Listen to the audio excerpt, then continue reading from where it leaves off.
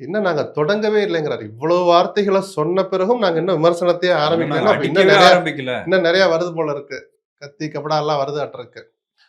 தப்பில்ல. ஆனா, அரசியல் ரீதியா அந்த தொண்டர்களுக்கு இது ஒரு நம்பிக்கைய தரும். ஆட்சியில் இருக்கிற ஒரு கட்சியை எதிர்க்கிற எவர் ஒருவருக்கும் மக்கள் ஆதரவு இயல்பாவே ஒண்ணு வந்துரும். எம்ஜிஆர் மகாத்மா காந்தியே ஆட்சியில் இருந்து, அந்த மகாத்மா காந்திய ஒருத்தன் எதுக்குறான்னா, அவன் பின்னாடி 4 பேர் நிப்பான்.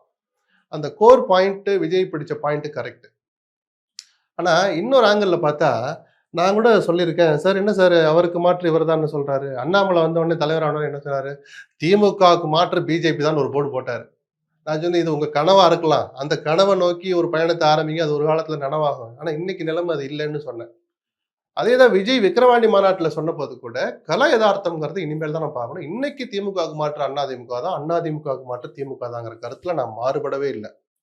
ஆனா கடந்த நாடாளுமன்ற தேர்தல்ல அவர்கள் வாங்கிய அந்த குறைவான வாக்குகள், அதாவது வோட் பேங்க்ன்னு ஒண்ணு படுதோல்வி அடைஞ்ச போது கூட 28% 27%லாம் இருந்தது கூட இன்னும் 8 எல்லாம் குறைஞ்சு 20, 21 வந்து நிக்கிறத பார்த்து, அந்த நாடாளுமன்ற தேர்தல்ல மக்களை ஈர்க்கிற சக்தி படைத்த விஜய் எனக்கு இது ஒரு பொருட்டில்லை. என் இலக்கு 26 தான் சொல்லி புறக்கணித்த நிலையிலும் கூட ஓட்டு எடப்பாடிக்கு அதிமுகவுக்கு குறையுதுன்னா, இன்னைக்கு 26 இலக்க வச்சு நான் தான் முதலமைச்சர் வேட்பாளர்னு செயற்குழுல ஒரு தீர்மானத்தை போட்டு தன் தலைமையில் ஒரு அணியை அமைக்கிற அளவுக்கு அரசியல் ரீதியாக உருவம் எடுத்து வந்திருக்கிற விஜய் நிச்சயமா அதிமுகவுக்கும் பாதிப்பை ஏற்படுத்துவார்.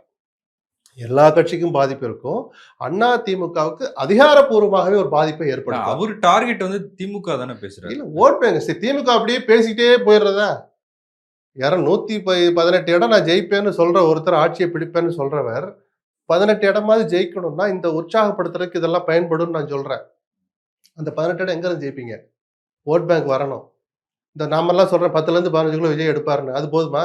35 குறைஞ்சது எடுக்கணும். சேஃபா இருக்கணும் 35ல இருந்து 40% ஓட்டு எடுத்தாதான் ஒரு தொகுதியில எம்எல்ஏவா ஜெயிக்க முடியும். அதுக்கு மற்ற கட்சிகளுடைய இதுவரைக்கும் மற்ற கட்சிகளுக்கு வாக்களித்த மக்களை தன் பக்கம் ஈர்ப்பது அப்படிங்கிறது தான் முதல் டாஸ்க். அப்போ அதிமுகவுக்கு இன்னும் அது ஒரு பலவீனத்தை ஏற்படுத்துன்ற அந்த யதார்த்தத்தை வச்சு பார்த்தா ப்ரூவ்டு இல்ல. உண்மைதான். அன்டெஸ்டட், அன்ப்ரூவ்டு விஜயனுடைய கட்சி. ஆனா அவர் என்ன பண்ணுவார்னு அரசியலை கவனிச்சவங்களுக்கு ஓரளவு யூகிக்க முடியும். அப்போ வரப்போற தேர்தல் நிச்சயமாக அதிமுகவை இன்னும் பலவீனப்படுத்தி அந்த தேர்தல் முடிவுதான் அதை பிரகடனப்படுத்தும். ஆமா திமுகவுக்கு வெற்று மாற்று தாவேக்காதான். அவ்வளவு பெரிய அதிமுக குழி தோண்டி புதைச்சு விட்டாரு அல்லது தள்ளி விட்டாரு அப்படின்னு தேர்தல் முடிவுகளை வச்சுதான் அதிகாரப்பூர்வமா பேச முடியும்.